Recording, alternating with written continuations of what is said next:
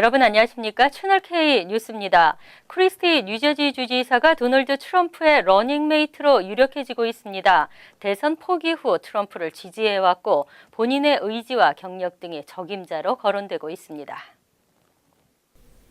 뉴욕타임즈는 이를 트럼프의 러닝메이트 지명에 크리스티 주지사를 가장 유력한 후보로 꼽았습니다. 신문은 크리스티 주지사가 경선 포기 이후 가장 열렬한 트럼프 지지자였다는 점과 두 사람 사이의 오랜 친분을 언급했습니다. 또 크리스티의 행정 운영 경험 등이 트럼프의 약점을 보완할 수 있을 것이라고 평가했습니다.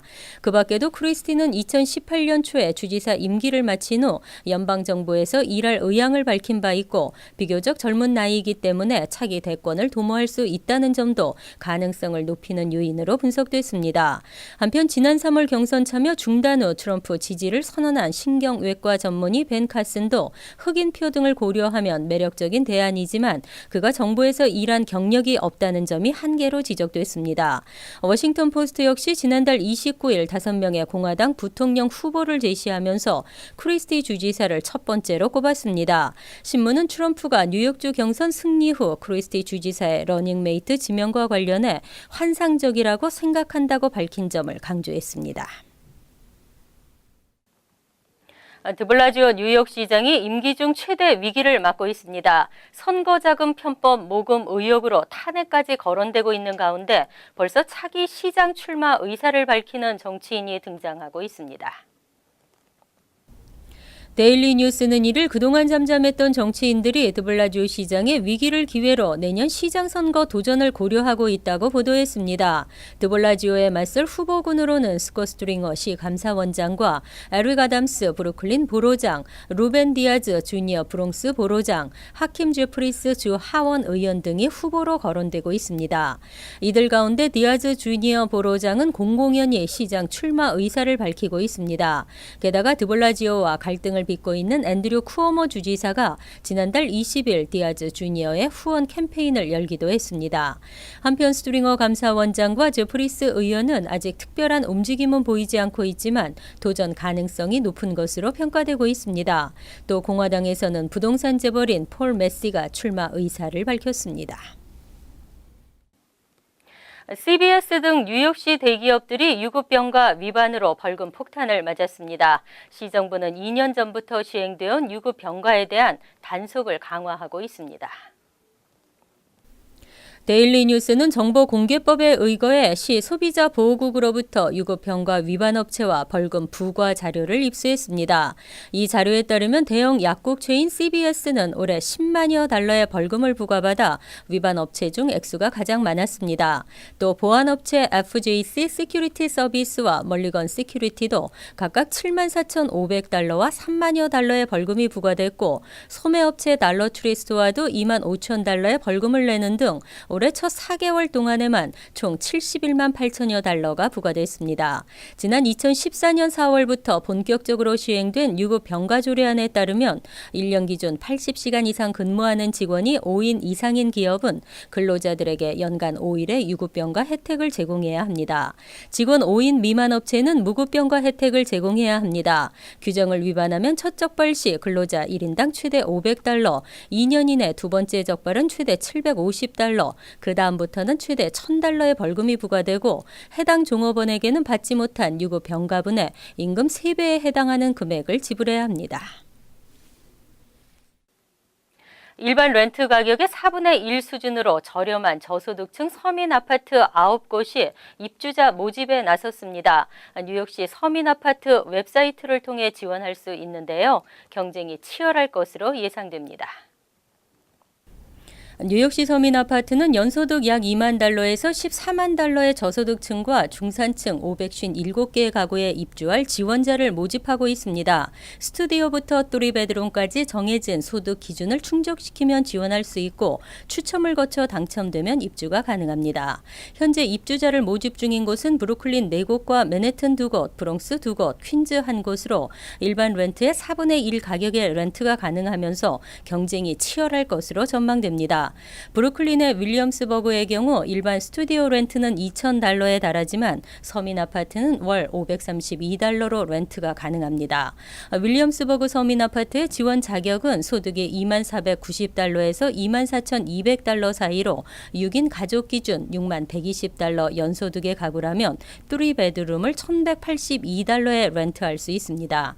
입주 희망자는 뉴욕시 서민 아파트 웹사이트를 방문해 온라인이나 오프라인으로 지원할 수 있습니다. 한국어 번역본도 제공받을 수 있습니다. 서민 아파트의 입주자 신분은 영주권자 이상으로 뉴욕시 거주자만 해당됩니다. 한인사회 모범이 되어온 효자, 효녀, 사회봉사자 13명이 선정됐습니다. 뉴저지 한인상록회가 올해로 15번째를 맞는 효행상 수상자를 선정 발표했습니다. 상록회는 29일 제15회 효행상의 부문별 수상자 총 13명을 선정했다고 발표했습니다. 효녀상 수상자로 오난희, 이정은, 김미랑 씨 등 3명이 선정됐습니다. 상록회는 오 씨는 홀로 계신 92세 어머니를 모시며 가족을 부양해왔고 이정은 씨와 김미랑 씨 역시 어머니의 병 간호를 위해 지극정성으로 부양하고 주변에 모범이 됐다고 설명했습니다. 효자상에는 KCC 사무총장인 강석영 씨가 선정됐습니다. 장안 아버지 상에는 투병 중인 아내를 돌보며 자녀를 홀로 키운 이현배 씨가, 장안 어머니 상에는 전시회 수익금 전액을 선교비로 기부하기도 한 주선옥 씨가 선정됐습니다. 그 밖에 장안 아내상은 남편에게 신장을 이식해준 이수산 씨가, 장수상은 올해로 95세를 넘긴 김진섭, 김희출, 김의선 씨가, 사회봉사상에는 매주 한인 노인들을 위해 봉사하는 피터 스토니트 씨와 백운기 뉴저지 노인회 회장 브루스 리에드 등이 뽑혔습니다. 시상식은 오는 5월 7일 오전 10시에서 오후 3시 뉴저지 팰리세이스파크 파인플라자 연회장에서 열립니다. 지구 곳곳에서 일어나고 있는 이상기온 현상은 자연과 화합하지 못한 인간에게 되돌아오는 화살과도 같은데요. 무분별하게 사용하는 비닐과 플라스틱 제품도 마찬가지입니다. 뉴욕시에서 종이와 비닐봉지 사용이 유료화될 것으로 전망됩니다. 시의회에 따르면 종이와 비닐봉지를 유료화하는 조례안은 오는 5월 5일 본회의에서 표결에 붙여질 예정입니다. 조례안은 슈퍼마켓과 식품점, 편의점 등 식품 또는 생활용품을 판매하는 상점 계산대에서 현재 무료로 제공하는 비닐과 종이 봉지에 5센트를 부과하는 내용을 담고 있습니다. 식당에서 음식 포장이나 배달 시 사용하는 일회용 봉지와 푸드스탬프로 구매되는 물품을 담거나 정육점에서 고기를 담는 비닐봉지는 해당되지 않습니다. 이와 관련해 멜리사 마크 비버리터 시의장도 지지 의사를 표명하며 조례안 통과를 지지했습니다. 한편 비닐봉지 유료화에 반대해왔던 라파엘 에스피날 뉴욕시 의원도 지난 1년간 개발도상국들을 방문한 뒤 생각이 바뀌었다며 썩지 않는 비닐봉지가 가져올 자연 파괴와 이스트리버로 흘러들어가는 비닐봉지로 인해 시민들이 겪게 될 오염 또 기후 변화 문제까지 생각하면 유료화 대신 비닐봉지 사용을 아예 금지해야 한다고 주장했습니다. 경범죄 처벌이 대폭 완화될 전망입니다. 앞으로 경범죄는 형사법원에 출석하지 않아도 되고 형량과 벌금도 대폭 낮아집니다. 최근 시의회는 이른바 삶의 질을 떨어뜨리는 일부 경범죄에 대한 처벌을 완화하는 조례안의 패키지 수정 작업을 완료한 것으로 나타났습니다. 올해 초 상정된 이 패키지 조례안은 곧 본회의 표결에 붙여지는데 멜리사 마크 비브리토 시의장 등의 지지를 받고 있는 만큼 무난히 통과될 것으로 보입니다. 현재는 경범죄로 적발되면 형사법원 출두 명령이 내려지고 법원에 출석하지 않을 경우는 경찰에 체포될 수 있습니다. 하지만 이번 조례안은 일부 경범죄를 형사법원 대신 시 행정심판청무 사무국에서 처리하도록 하고 형량과 벌금의 수준을 낮추도록 하고 있습니다. 이에 따르면 노상방뇨나 길거리 쓰레기 투척 또는 침을 뱉다가 적발될 경우 구류일수가 현재 최대 10일에서 1일, 길거리 음주에 대한 최대 구류일수도 현재 5일에서 1일, 금연공원에서 담배를 피우는 등의 공원 이용 규정 위반 시에도 현재 최대 벌금 $1,000, 90일 구류 처분에서 벌금 $200와 구류 1일 또는 벌금 $300로 완화될 전망입니다. 잠이 부족한 우리 아이들 학교 공부에 집중할 수 있을까요? 뉴저지주 중고등학교의 등교 시간을 늦추는 방안이 본격 진행됩니다.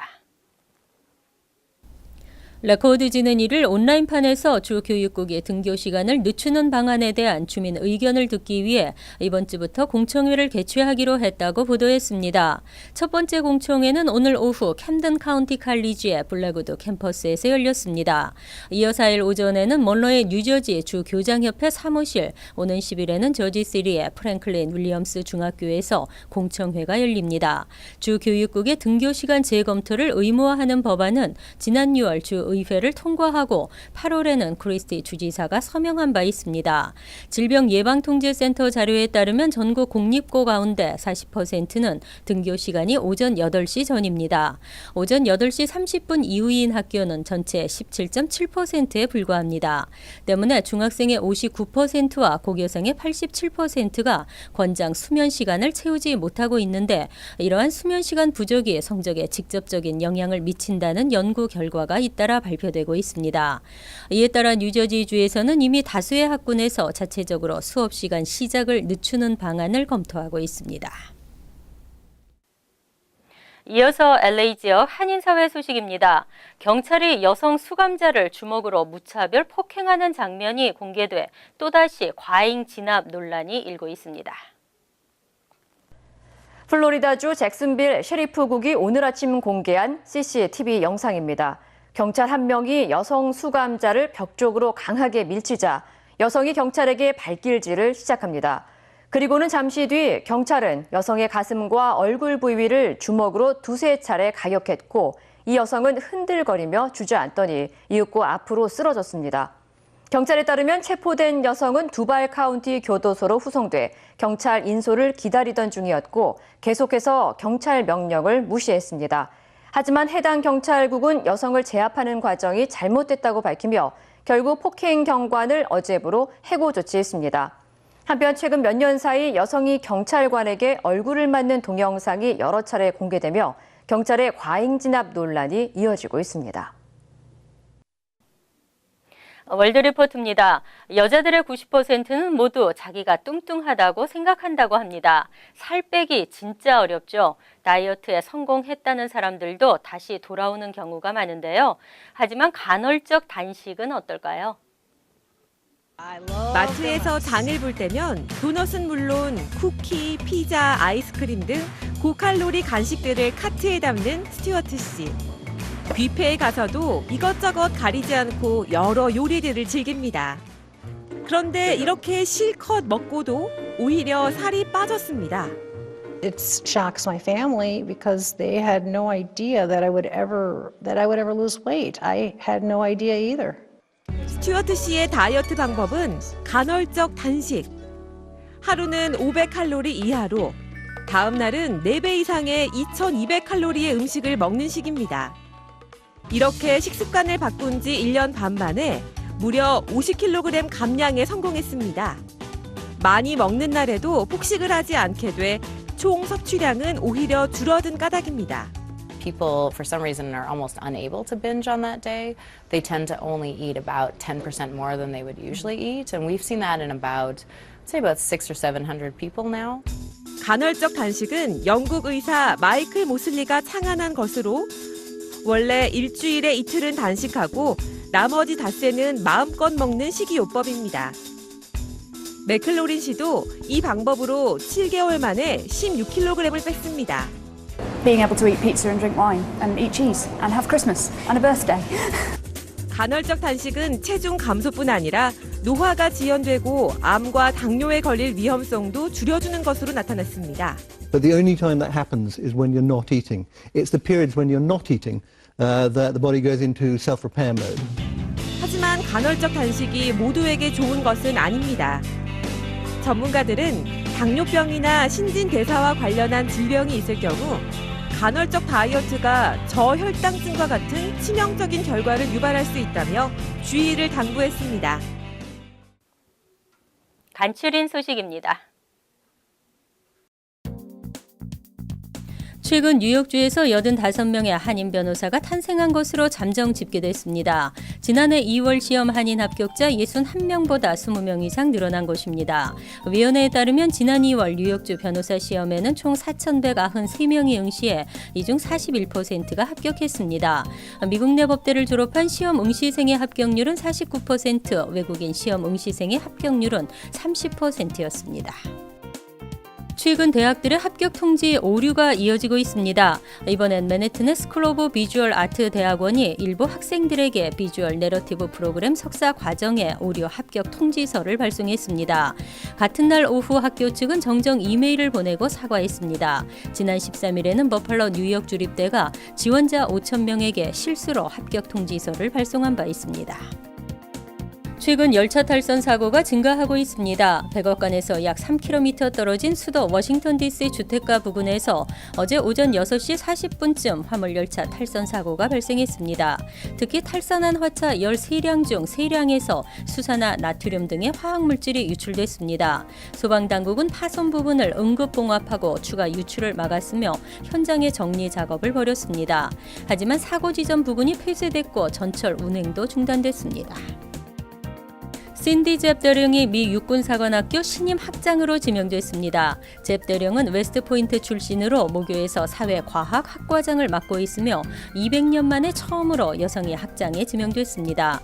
1802년 설립된 웨스트포인트가 처음으로 여성 생도를 받은 것도 1976년의 일입니다.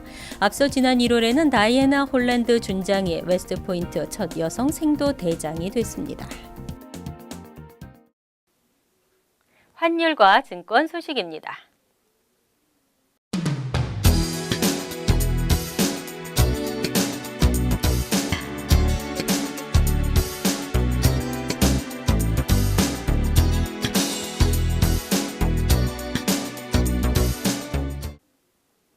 이어서 날씨입니다.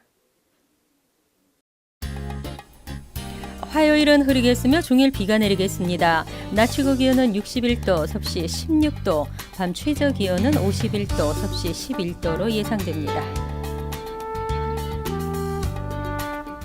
수요일은 대체로 흐리고 오후엔 곳에 따라 소나기가 내리는 곳도 있겠습니다.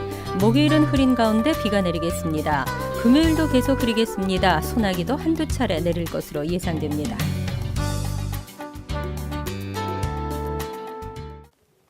항상 여러분과 함께하는 채널K 뉴스 여기서 마칩니다. 편안한 하루 되시기 바랍니다.